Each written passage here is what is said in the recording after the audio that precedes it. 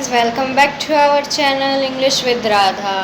आज अपन एक नया टॉपिक स्टार्ट कर रहे हैं बीच में, जो कि इकोनॉमिक्स से रिलेटेड है। इसमें आज अपन बात करेंगे, पहले अपनों ने बात की थी डिमांड एंड सप्लाई की, जिसके अंदर अपनों ने देखा था कि डिमांड सप्लाई देखी थी, फिर price elasticity of demand and price elasticity of supply देखी थी, and even forms of market देखा था। आज अपन नया टॉपिक स्टार्ट कर रहे हैं इकोनॉमिक्स का, जो कि क्या है, national income accounting and related concept. National income की अकाउंटिंग क्या होगी, उसके रिलेटेड कॉन्सेप्ट्स क्या होंगे। तो होपफुली कि आपको समझ आएंगे। जो भी डाउट्स हो वो आप कमेंट सेक्शन में फ्रीली पूछ सकते हो। लाइक करना है, अगर चैनल को सब्सक्राइब नहीं किया है तो सब्सक्राइब कर लो।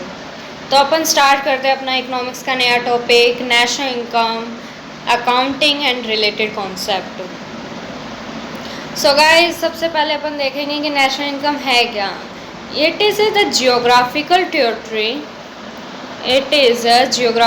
Territory administrated by a government within where person, goods and capital circulate freely. This concept is a wider than political boundaries of a country.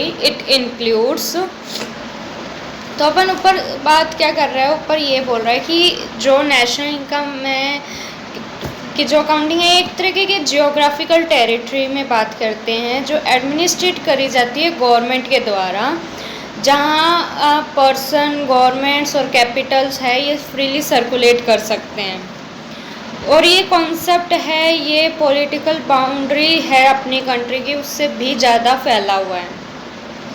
तो इसके अंदर इंक्लूड्स क्या है, तो इंक्लूड्स इसके अंदर बात आ जाती है इकोनॉमिक टेरिटरीज़ की, या उससे अपन ये भी बोल सकते हैं डोमेस्टिक टेरिटरीज़। तो इकोनॉमिक्स टेरिटरीज़ में क्या आ जाएगा, सबसे पहले आएगा बाउंड्री एज प्रिस्क्राइब, जो भी प्रिस्क्राइब बाउंड्रीज है वो आ जाएगी। फिर आ जाएगा पॉलिटिकल फ्रंट्रीज, जिसके अंदर क्या बोलते हैं उसे, टेरिटोरियल वाटर और एयर स्पेस। फिर आता है अपना शिप्स और एयरक्राफ्ट, जिसको जो कि operated by the residents between two countries, दो कंट्री के बीच में ऑपरेट किया जाता है रेजिडेंट्स के द्वारा, वो शिप एरिया का और वो एयरक्राफ्ट। और embassies, military base located abroad, जो कि अदर कंट्रीज में लोकेटेड है, वो एम्बेसीज या मिलिट्री बेसिस।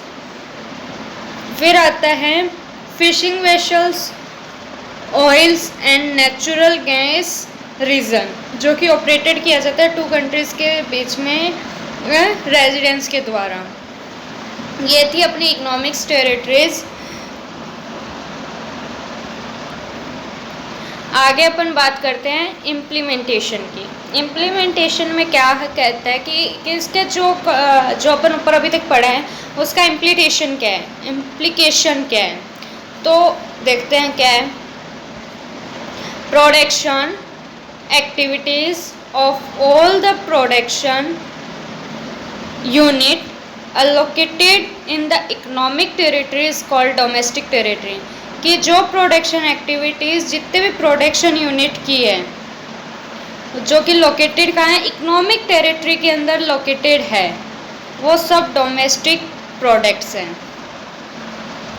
आगे देखते हैं आगे क्या कहता है। फिर बात आती है कि रेजिडेंस क्या है।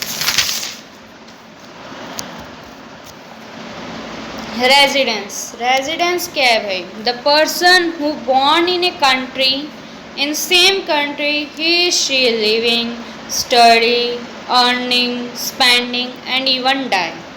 कि रेजिडेंस कहने का मतलब एक पर्सन होता है जो कि जिस कंट्री में बॉर्न हुआ है, उसी कंट्री में पढ़ रहा है, उसी कंट्री में रह रहा है, उसी कंट्री में अर्न कर रहा है, उसी कंट्री में स्पेंड कर रहा है, इवन उसी कंट्री में उसकी डेथ हो जाती है, तो वो रेजिडेंस है। फिर बात आती है सिटीजन की। Citizen, the person who born in a country, जिस कंट्री में जो बॉर्न होता है वहाँ की उसे सिटीजन मिल जाती है। रेजिडेंस सिटीजन नहीं हो सकता, लेकिन सिटीजन रेजिडेंस हो सकता है। इसका इम्प्लीकेशंस देखते हैं।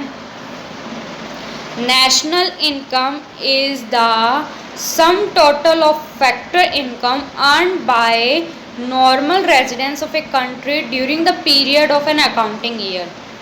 कि जो नेशनल इनकम क्या है कि सम टोटल है फैक्टर इनकम का जो नॉर्मल रेजिडेंस के कंट्री के अर्न किया जाता है एक अकाउंटिंग ईयर के पीरियड के अंदर।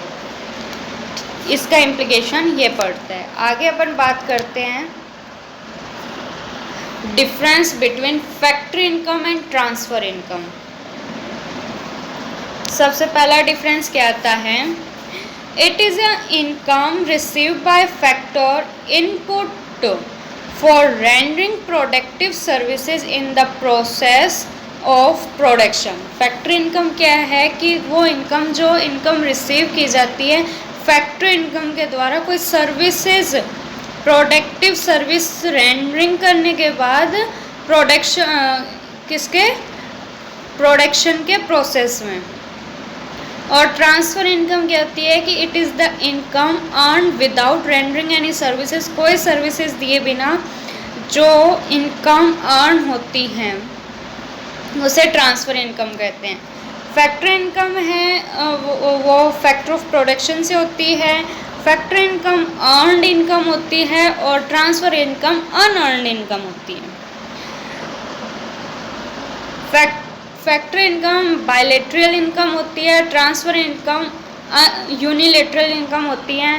फैक्टर इनकम नेशनल इनकम में और डोमेस्टिक इनकम में इंक्लूड होती है, जबकि ट्रांसफ़र इनकम में इंक्लूड नहीं होती। फैक्टर इनकम में 5M वर्क करते हैं। 5M means man, material, machine, method and money.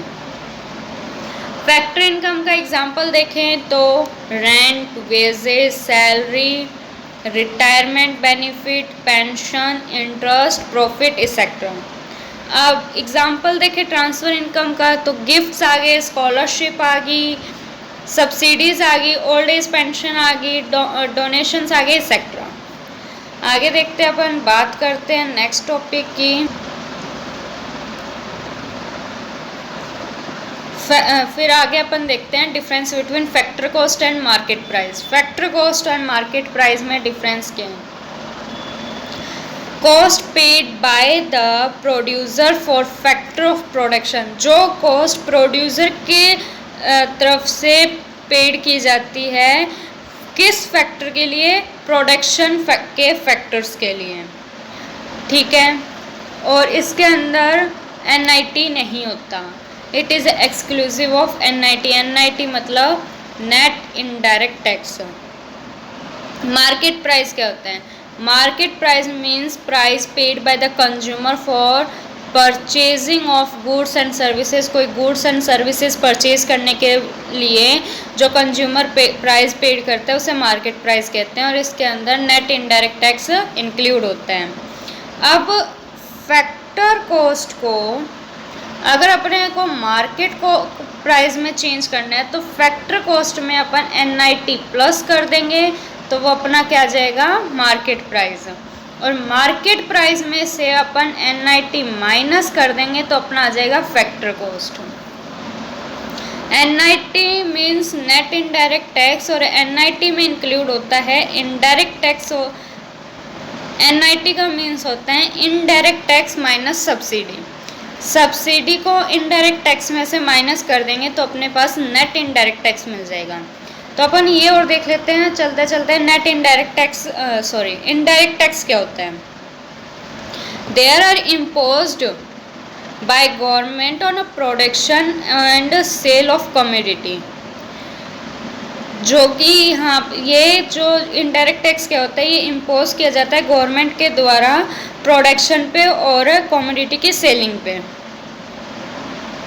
These taxes are those taxes whose burden fall on final consumer। और ये वो टैक्सेस है जिसका बर्डन शिफ्ट किया जाता है फाइनल कंज्यूमर के ऊपर। जैसे एग्जांपल देखो कितना अच्छा है, GST, goods and service tax.